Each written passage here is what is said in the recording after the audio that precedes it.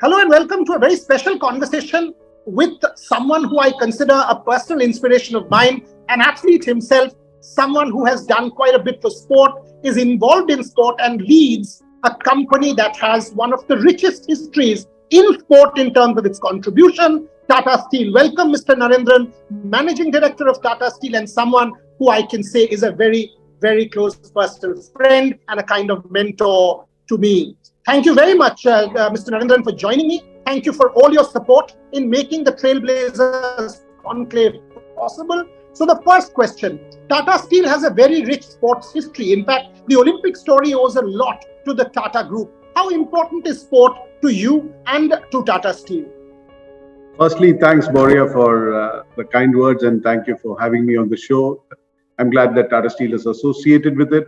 Like you said, sports has always been a very important part of Tata Steel's history, right from the founder who, in some sense, told Dorab Tata, his son, that when you build Jamshedpur, you need to make sure there's enough place for football fields and cricket grounds. And of course, as you know, Dorab Tata sponsored the first Indian Olympic contingent in 1920, right? So we have a rich history of our association with sport. And I think we look at sport not just as a branding opportunity. We look at sport as something that helps us connect to the community. We look at sport that helps us do some work at the grassroots level. And hence, you will see us supporting a lot of sports which traditionally doesn't get much support. So, so it's a very important part of our philosophy, our founding philosophy, and we continue with that legacy. And hopefully we've contributed in some way to the story of sports in India. Absolutely, you have, because if I take a look at it, I see hockey, I see multiple other sports where I see the Tata Steel imprint, and that actually is my next question. That Tata Steel has been seen to support every sport, not just cricket. You yourself, you run the marathons, and that's obviously motivation for everybody around. Is this a conscious thing on your part? Because I remember you asking me, which sports do you want to talk about and promote? In fact, in our first interaction, you asked me that question. This helps India become a multi-sporting country. Is this something that's deeply conscious, something that you think about and you consciously backed as the head of Tata Steel? It does. I think, for instance, there are sports like cricket which have a lot of funding, which have a lot of support. So while we have been associated with cricket, but I think we add more value to sports like hockey, to athletics, to archery, more recently to chess, to running, so we try and do work with, sports which don't get that support. I mean, more recently, football. So I think it's been part of our philosophy because, like I said, we don't just see sports as a branding opportunity. If we were seeing sports as a branding opportunity only, then we would only support cricket because that's what is watched the most. But I think we believe it's a responsibility we have, not only to help us engage with the community better, but also to encourage these sports and make India, as you said, a multi-sport country. And that sort of brings me to the next one, because that's the fundamental plank of the Trailblazers. And it has women's empowerment, women's, at its core. It talks about the issues of inclusivity, about equality, about sensitivity. And that's why we also have para-athletes and para-women athletes as part of our program. Within Tata Steel, how do you see issues like equality, inclusivity, and sensitivity, Mr. Narendran? I think it's again a very important part of our history. If you see, even over 100 years back, Tata Steel was probably one of the first countries in the world to have maternity leave for women, so things like that. So I think we've always encouraged gender diversity, for instance, in the workforce. I wouldn't say we've been very successful at it, and hence, over the last few years, we've tried to do a lot more work. It's also about having the right policies, the right infrastructure, so on and so forth. Similarly, for the differently able people, so I think we want to have obviously a more inclusive company in terms of the workforce diversity, not just in gender, but in all other aspects. As you know, more recently, we've actively recruited transgenders. We have more than 100 transgenders who've joined Tata Steel in the last 2 years. So we reach out to segments of society who probably, have not got the support that they deserve. And I think, again, so when you spoke to us about this initiative with a focus on women, with a focus on the Paralympics, etc., it really appealed to us because, that's very much part of what we want to do and aligns with where we are focused.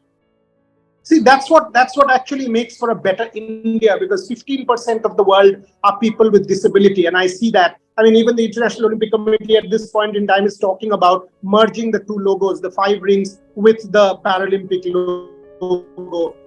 Coming to you personally, Mr. Narendran, as I said, I mean, I've seen you do multiple 10Ks as part of the distance running program. In your own career, how have you seen things change? And does that give you hope about India, a healthier India, a better India, a physically more active India? And this is a personal question, not simply as, I mean, I'm not asking you as the head of Tata Steel. I'm asking you as TV Narendran, who is an active athlete himself. How have you seen change through your own initiatives, your eyes, over the last several years? I think there's greater consciousness about this. I think the starting point is access to sporting facilities. How many Indians have access to sporting facilities? I mean, if you live in Jamshedpur, you're lucky. You have world-class sporting facilities available. But I grew up in Coimbatore, in Trichy, of course, in Kolkata. You had access to sporting facilities in schools and colleges. Otherwise, if you were not in a school or a college which had sporting facilities, in terms of public facilities, you hardly had any. So I think it was out of reach for most people, and that in some sense is sad, because there must be so many talented people out there who've not had the opportunity to fully realize their potential. So that's one part, and I think that's changing. I think one is more infrastructure is being created. I mean, I still remember a few decades back, I used to follow hockey very closely, and India used to keep getting beaten, and one of the reasons was there was no AstroTurf in the country. So today there are many AstroTurfs in the country. We ourselves have created with our hockey academy, etc. So that's one thing. Sports like cricket, which had money, probably had better facilities. Other sports struggled. The second thing is the social context. I think there were so many talented sports people who were encouraged by their parents to become a doctor or an engineer or a chartered accountant or something like that, because sports was not seen as something which gave you livelihood. So there were companies like Tata Steel or Indian Railways, Air India and the airlines at that time, who offered you careers if you were a sports person. But otherwise, I know many talented sports people who gave up sports because they didn't think they could make a livelihood out of it. That's also changing in India now. I think with television, with streaming, you see a lot more sports. Kabaddi is a great example of how there's money going now into Kabaddi, right? So I think it's a great opportunity for us to nurture sports, spend more money in sports, and create that infrastructure and create world-class champions. That's a fantastic answer, Mr. Narendran, because that actually brings me to my next one. Because you mentioned opportunities, you mentioned lack of facilities. When I speak to para athletes, for example, and I speak to Deepa Malik, and she tells me 2010 when they were training for the Paralympic championships, and she tells me this incredible story. She says people who were training for the Asian Games said, हमारे तो अभी यहाँ पे camp होने वाला है, हम लोग एशियन गेम्स के कैंप में जाएंगे. So Deepa said, हम लोग का भी कैंप होगा, हम लोग का पैरा स्पोर्ट का कैंप होगा. Somebody walked up to her and said, parachute से jump करोगे, क्या बोल क्या रहे हो? And she was like, what are you saying? She says to me, there was not even a proper wheelchair from which these athletes could do the short put. There was nobody to try and help her change her diapers because chest down, she's paralyzed. So in our country, the lack of sensitivity towards people with disability has been a glaring problem. And when I go to a Paralympic Games, and we are responsible as the media, we go to an Olympic Games, but we don't go to a Paralympic Games. With Tokyo, 19 medals, that's changing. Thanks to people like you, real visionaries, the companies like Tata Steel, that's changing. How hopeful are you, Mr. Narendran, about the success of India, say at the Paris 2024 Paralympic Games? And with more medals, do you think we can become better? Absolutely. I think we are still a long way from where we should be in terms of appreciation and awareness on this issue. But I think we have come a long way from where we are. I mean, I know from 20 years back, a friend of mine who decided to migrate from India to Australia simply because he had a son with a disability. And he said, I can't even take him on a wheelchair on the streets in India because there are no proper pavements. And for that reason, he migrated, because he said, I get better facilities for my son elsewhere. So I think we've come a long way from there. There's much more appreciation of this. There's much more consciousness, but a lot more work needs to be done. I think we've just made some progress. I'm glad that you're doing programs like these. I think hopefully it will bring more awareness. Also the Paralympics, I think it's got more and more coverage. The last couple of editions at least, people have been watching, celebrating it. We've had people like Deepa come and talk to us at conferences, and I think it's truly inspirational. I think any sports person is inspirational because it calls for a lot of discipline and mental toughness and self-belief to succeed as a sports person. And if you're, a differently able person without the facilities and without the kind of support, then it's even more inspiring for what they've achieved. So, I think it's truly inspirational to see what they've achieved with so little. And I hope that more and more of us can make the journey forward better than it has been in the past. My last question to you. I mean, women's empowerment and inclusivity is at the core of this conclave and all of the programs that you and I have planned together. And why did we do it as two men? Or rather, why are we doing this conversation? Because I have always believed that women's empowerment cannot be led by women. And that's what I've seen in Indian sport. It's women talking about women, not men. I think both sexes need to come together. This whole gender divide has to collapse. So that's my final question. Within Tata Steel, where are you seeing women's empowerment? Within your own initiatives, how important is a gender equal India, a gender equal workplace, a gender equal sports field? Your thoughts on that?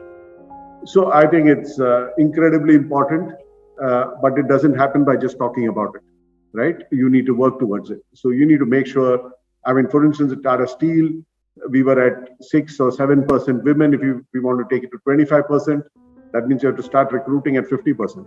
Right? 50% of people you recruit need to be women so that you'll end up at least at 25%. You need to have the right policies, the right infrastructure. You need to do so many things. So it's not just about talking about it. And what you said is important. We made this a point.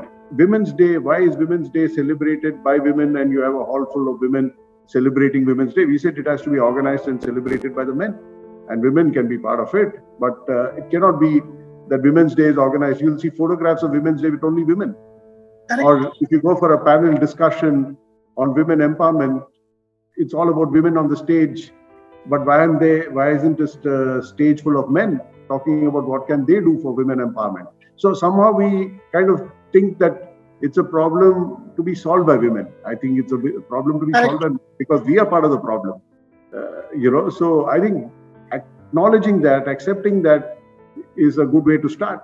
And I think, I'm happy to see that we are making some progress in Tata Steel, but, there's a long way to go. We do this program called Women of Metal, where we recruit women, only women. We run it in colleges, recruit women and bring them in and nurture them and grow them. So I hope, and we have on the shop floor, women only shifts now, in both in our mining locations and in Jamshedpur. So there's a lot to do. I think it's an incredibly important part of the journey going forward. How can we imagine a successful society without women being empowered and being a significant part of it? And the political space, we've had success, as you know, ever since independence, we've had many women leaders. But somehow in the corporate space, societal space, I think we need to do a lot more. The first step is acceptance. I am there because clearly you have the tone. This will be and will set the tone for the Trailblazers conclave. And that's why you are different. That's why your company is different. That's why when I talk of India, and it gives me a lot of pride to be associated with Tata Steel and with someone like you, because seriously speaking, there's talk and there's action. And you are a mesh of both where talk leads to action. Thank you very, very much, Mr. Narendran. Appreciate you joining me. More importantly, thanks for being one who solidly backs us with his vision and, as I said, with his actions. Thank you very much. Thank you very, very much for your support. Thank you, Boria. Thank you so much once again for having me on the show, and all the very best for this wonderful initiative. Thank you so much, Chief. Thanks a lot. Thank you. Bye. Bye.